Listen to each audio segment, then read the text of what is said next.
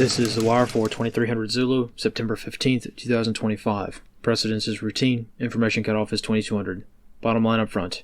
IED attack fails in Salt Lake City. Assailants arrested. Additional suspects identified in Kirk assassination case. War Department strikes narco boat off Venezuela coast. Beginning with international events, in the United Kingdom, over the weekend, the Unite the Kingdom protests took place in London and throughout the nation, mostly without much issue. Some scuffles with police were noted, but British authorities provided a map of all of the unrest, which was almost entirely contained within the counter-protester areas. In the Caribbean, this afternoon, the U.S. carried out another kinetic strike of a suspected narco vessel off the coast of Venezuela. One vessel was struck by the U.S. Navy, resulting in 3 enemy casualties.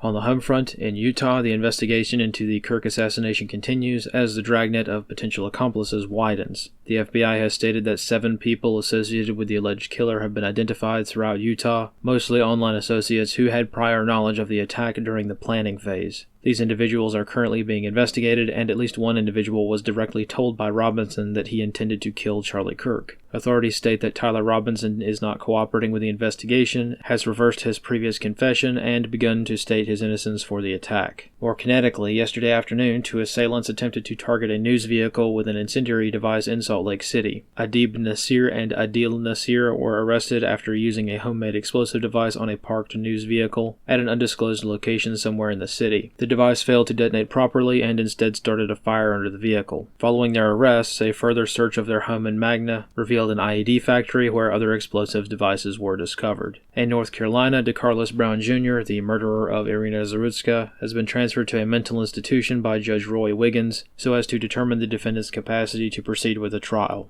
In Tennessee, President Trump has formalized the order to activate National Guard soldiers throughout Memphis to combat crime, continuing the similar efforts that have been observed throughout Washington, D.C. This line of effort has been named the Memphis Safe Task Force. Analyst comments for this wire. There is a difference between someone making crass comments and attack planning. Turns out, in the Kirk assassination, there is nearly complete overlap between these two distinctions. The same types of people who celebrated Kirk's death also ended up taking the next step to endorse legitimate terror attacks. It is this careful distinction that we must consider over the next few weeks as the situation remains hot. Around the United States, many leftist groups are organizing using the Kirk assassination as a method of unity and shared values. For most armed far-left militia groups, this organization is still mostly in the public relations phase, using the assassination to move the goalposts towards normalizing violence against the political right, more than it already is. In Arizona, the memorial to Kirk was vandalized during a vigil. The assailant was wearing the same shirt as Kirk's alleged killer, as has been common over the past few days. If the thousands of people rejoicing in the violence online weren't an indication of what many on the political left are thinking, the merchandise and t-shirts that have been created to celebrate the murder should provide some insight. Similar vandalism efforts have been reported randomly around the nation, mostly confined to areas where far-left militant groups maintain a foothold. Throughout the country, the celebrations over the murder have continued to expand, along with efforts to fire these individuals for their rhetoric so as to halt the attack planning cycle before the violence escalates. Secretary of War Pete Hegseth has stated that investigations are ongoing to identify and prosecute service members who call for violence or express themselves in violation of the UCMJ regarding this case. The War Department has already fired several commanders, and the Secret Service has also placed at least one agent on leave due to his threats. This concludes The Wire for 2300 Zulu, September 15th, 2025.